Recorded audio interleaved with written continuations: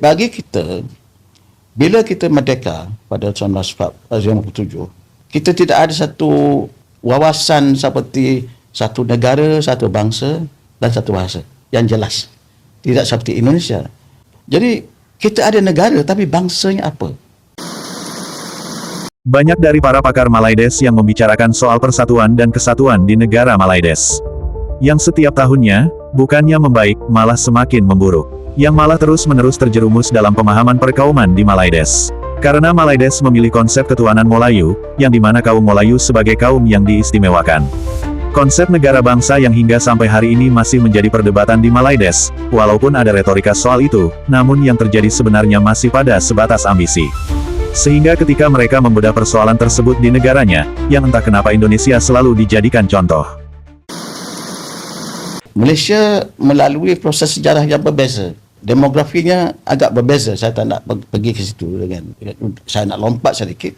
Jadi bagi kita, bila kita merdeka pada 1957, kita tidak ada satu wawasan seperti satu negara, satu bangsa dan satu bahasa yang jelas. Tidak seperti Indonesia. Dan dasar kita lebih kepada integrasi. Maknanya memberi ruang kepada kepelbagaian untuk diraihkan dan ini dituangkan ke dalam perlembagaan. Jadi artinya perlembagaan, contohnya kalau perkara 153 yang di-Pertuan Agong ada mandat di situ untuk menjaga kepentingan orang Melayu dari segi ekonomi, dari segi pendidikan dan lain-lain.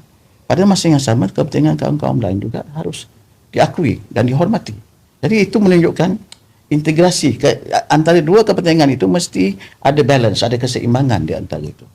Dan juga konsep semasa merdeka ialah kesatuan dalam kepelbagaian. Dan pada peringkat awalnya ialah bersekutu bertambah mutu. Banyak orang tak tahu dah sekarang apa ni konsep lama tu. Jadi artinya kita harus bersekutu dari segi negaranya, bersatu dari segi rakyatnya yang berbilang kaum. Jadi kita ada negara tapi bangsanya apa? Soalan itu tak dipecahkan pada peringkat kemerdekaan. Kerana fokus pada masa itu ialah untuk berdasarkan apa yang sudah dipersetujui bersama, pelbagai kaum ini harus bersatu dan harus ada konsep bertolak ansur dan membina bersama negara ini dengan persefahaman berdasarkan prinsip kompromi.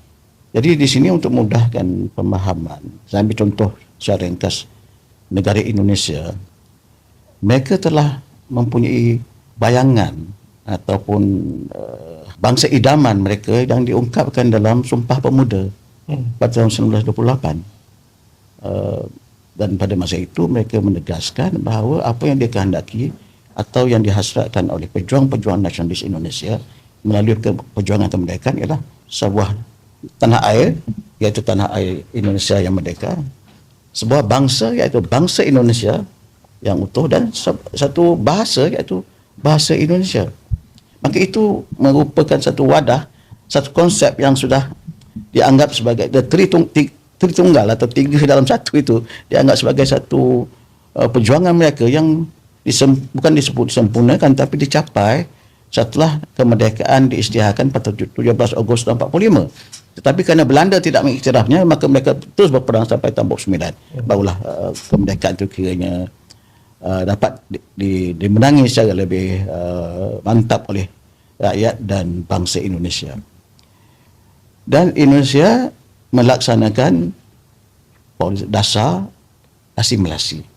Asimilasi di kalangan penduduknya yang pelbagai itu. Dan mereka mempunyai Undang-Undang Dasar atau perlembagaan pada tahun 45 dan juga mengisytiharkan Pancasila. Sepertinya Malaides ingin sekali seperti Indonesia. Ada pula warga Malaides yang mempertanyakan patriotisme dan sejarah perjuangan di Indonesia, yang kemudian membandingkan dengan negaranya, yang mengapa tidak seperti Indonesia, hingga dikaitkan dengan sebuah konsep negara bangsa. Dalam konteks patriotisme, kita melihat ada yang sanggup mengorbankan nyawa dan juga harta demi negara bangsa. Dalam konteks itu, saya nak minta pandangan intelektual dua untuk melihat pada bagaimana mungkin kita melihat ke arah pembentukan politik baru sebagai sesuatu yang perlu sinonim dengan takrif definisi dan ideologi negara bangsa era Kurun ke-21, kerana ia perlu jiwa besar bagi memasukkan runtunan-runtunan bicara wara atau diskurs yang kita sebutkan tadi. Tadi Kamaru ada menyentuh persoalan bagaimana Indonesia yang dilihat sebagai negara bangsa. Pada saya, kita juga tidak boleh lari pada sejarah. Indonesia itu perjuangan kemerdekaan dia dengan buluh runcing, istilah yang digunakan. Ini perjuangan yang berdarah. Berbanding dengan sejarah di Malaysia, pembentukan Malaysia ini, kemerdekaan Malaysia ini penuh dengan bargaining and negotiation. Penuh dengan tawar-menawar, penuh dengan perdamaian, toleransi. Sehingga kalau kita merujuk kepada pembentukan parti politik sendiri, kita tidak boleh lari bahawa pembentukan perikatan itu menerusi Community Liaison Committee balik di tahun 1949 dulu. Itulah sebenarnya membentuk DNA Politik Alliance di Malaysia. Dan persoalan Kamarul, adakah kita boleh mengubah landscape politik ini, governance ini kepada sesuatu yang lebih united? Itu adalah satu, pada saya, agak impossible, kerana sejarah pembentukan DNA Malaysia sendiri itu ialah unity in diversity. Saya nak tanya pendapat Puan mengenai konsep bangsa Malaysia yang dilaungkan oleh generasi sekarang ni. Sebab yang kita bincangkan tadi adalah bangsa Melayu. Apa pandangan Puan tentang bangsa Malaysia ni? Bangsa Malaysia ni sepatutnya, bukan sepatutnya, bangsa Malaysia ni tidak boleh ada. Tidak boleh ada, nombor satu. Nombor dua, mustahil kita boleh adakan bangsa Malaysia. Dan saya sebutkan tadi, ras-ras bangsa tu tak banyak. Katalah, bolehkah mereka sebut sebagai bangsa New Zealand? Tak ada. Tak ada dalam buku mana pun yang katakan bangsa New Zealand. Bangsa Singapura, adakah bangsa Singapura? Tak ada. Because pecahan ras-ras bangsa ni, dia terjadi, saya sebut tadi, akibat daripada evolusi pembentukan tu makan masa yang lama. Itu nombor satu. Nombor dua, untuk nak jadikan bangsa yang satu bangsa ni, dia punya ciri-ciri, banyak ciri-ciri mereka sama. Keserasian apa tu sama. Dengan bangsa asing kita susah nak sama. Susah. Nombor satu, agama. Nombor dua, pemakanan. Jadi susah nak sama, nak katakan bangsa tu bangsa Malaysia susah.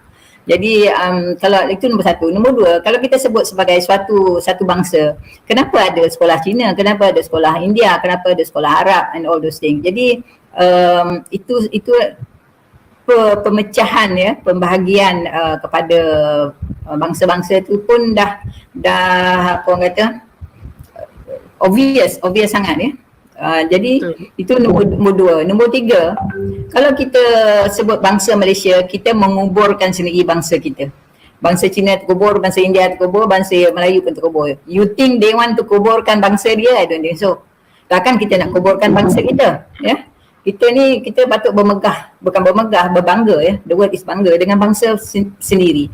Mereka bangga dengan bangsa mereka, itu sebab mereka bercakap bahasa mereka sendiri. Dia tidak cakap dengan bangsa bahasa Melayu sebagai bahasa utama mereka macam di Indonesia ataupun di Filipina. Walaupun ada orang luar masuk, dia bercakap bahasa nasional. Bahasa itu tidak terjadi dekat Malaysia ni, tak ada jadi. Masing-masing ikut perangai masing-masing. Lepas tu nak tekan kita. On other matters, they want everything sama rata. On dia punya tu, dia tak nak. Dia tak nak sama rata. Yang ni saya rasa ini adalah ini resist. Dan saya bangga di Indonesia dari mula tahun 28 sampai ke Merdeka 45, mereka menggunakan satu nusa, satu bangsa, satu bahasa. Yang saya rasa itulah spiritnya. Bagi kita perlu berjelas.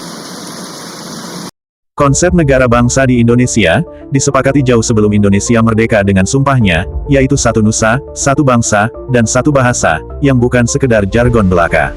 Namun ikrar tersebut merupakan inti dari satu suara untuk seluruh rakyat Indonesia dalam Sumpah Pemuda, yang dikumandangkan pada tanggal 28 Oktober tahun 1928. Satu nusa memiliki makna bahwa seluruh rakyat Indonesia mengakui dan mencintai satu tanah air, yaitu Indonesia.